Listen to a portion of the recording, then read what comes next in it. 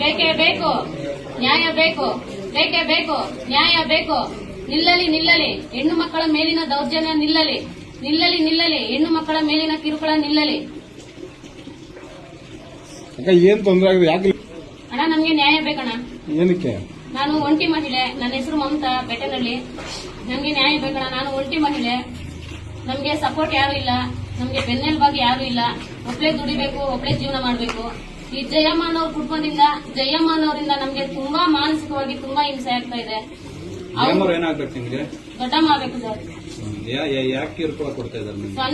ಸ್ವಂತ ದೊಡ್ಡಮ್ಮ ಆದವಳು ನನ್ನನ್ನ ಆ ಊರಲ್ಲೇ ಇಸ್ಬಾರ್ದು, ನನ್ನನ್ನ ಪ್ರಾಣದಲ್ಲೇ ಇಸ್ಬಾರ್ದು ಅಂತ ಹೇಳಿ ಅವ್ರ ಫ್ಯಾಮಿಲಿ, ಅವ್ರ ಕುಟುಂಬದವರು, ಅವ್ರ ತಮ್ಮ ಆಗಿರ್ಬೋದು, ಅಳಿ ಆಗಿರ್ಬೋದು, ಎಲ್ಲರೂ ಅಷ್ಟೇ ಮೊಚ್ಚುಗಳಿಟ್ಕೊಂಡು, ದೊಣ್ಣೆಗಳಿಟ್ಕೊಂಡು ನನ್ನನ್ನು ಹುಡುಕ್ಲಾಡೋದು, ಕೊಲೆ ಬೆದರಿಕೆ ಹಾಕೋದು, ಈ ತರ ಎಲ್ಲ ಚಿತ್ರಹಿಂಸೆ ಮಾಡ್ತಿದ್ದಾರೆ. ಅವ್ರ ಕಡೆಯಿಂದ ನಮ್ಗೆ ರಕ್ಷಣೆ ಬೇಕು ಸರ್. ಜಮೀನು ವಿಚಾರವಾಗಿ ಏನಾದ್ರು ಆಸೆ ಪಡ್ತಾ ಇದ್ದಾರೆ? ಜಮೀನು ವಿಚಾರವಾಗಿ ಹೌದು. ನಾವು ಮೊಮ್ಮಕ್ಕಳು ನಮ್ಗೆ ಭಾಗ ಕೊಟ್ಟಿಲ್ಲ. ಅವರು ಕೋರ್ಟ್ಗಳಲ್ಲಿ ಕೇಸುಗಳು ನಡೀತಿದ್ದಾವೆ.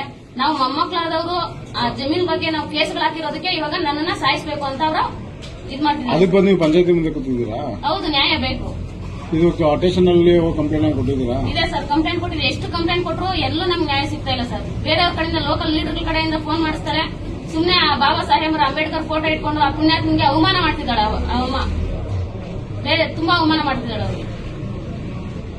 ಅಲ್ಲೇ ಒಂದು ನಿಮಿಷ ಇಲ್ಲ, ಒಳ್ಕೊಬಿಡ್ತೀವಿ.